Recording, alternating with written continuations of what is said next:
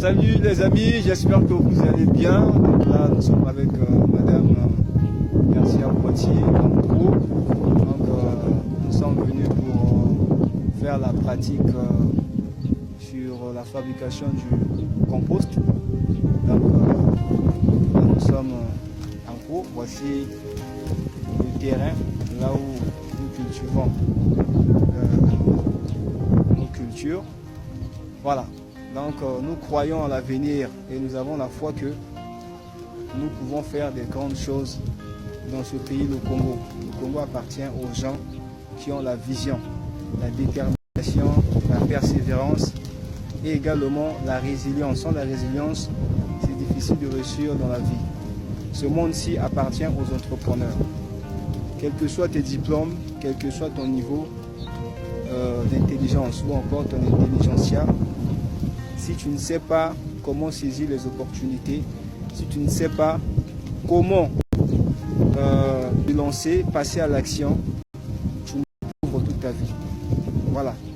Toute ta vie, tu ne ferais rien. Il faut savoir saisir les opportunités. Il faut savoir comment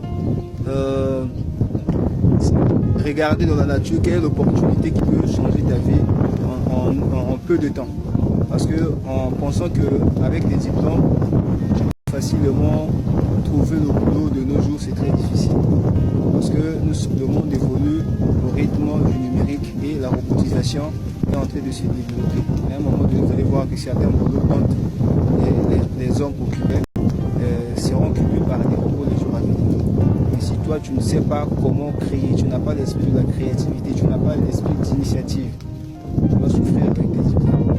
Je vous conseille de lire le livre de Père riche, Père pauvre, écrit par Robert Kiyosaki, qui est un best-seller américain. Vous devez comprendre la vie. Nous sommes au Congo. Le Congo, c'est un pays très riche. Nous avons des terres arables, très fertiles. Et nous avons une vaste étendue de terres.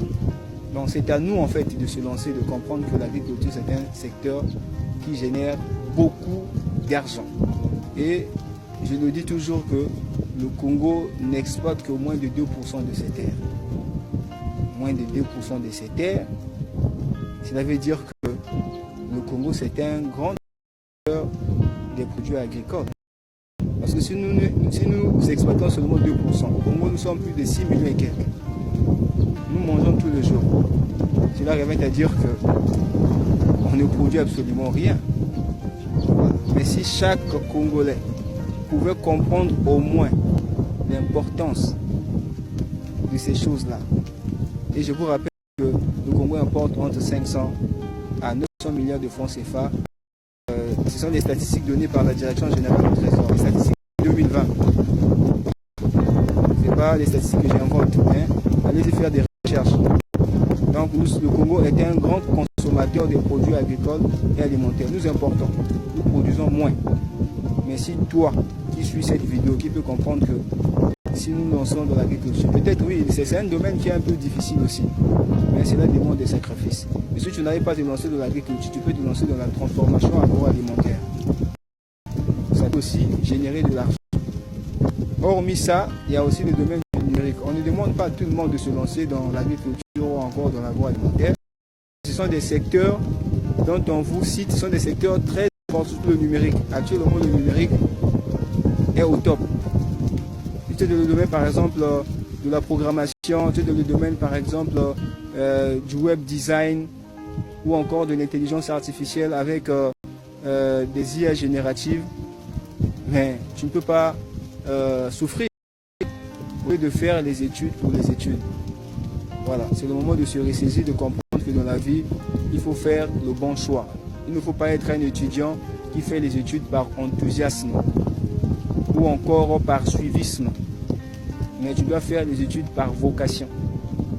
Voilà, par passion. Ce qui te passionne, c'est ce que tu dois faire. Pas parce que tu as vu ton ami ou ton papa ou encore quelqu'un d'autre qui a eu à faire et il a réussi dans ce domaine. Toi aussi tu veux faire. On ne fait pas des choses comme ça. On fait des choses par passion, par vocation. Tu vois que vraiment c'est ton profil, tu fais ça et tu vas réussir. Avec l'aide de Dieu, bien évidemment.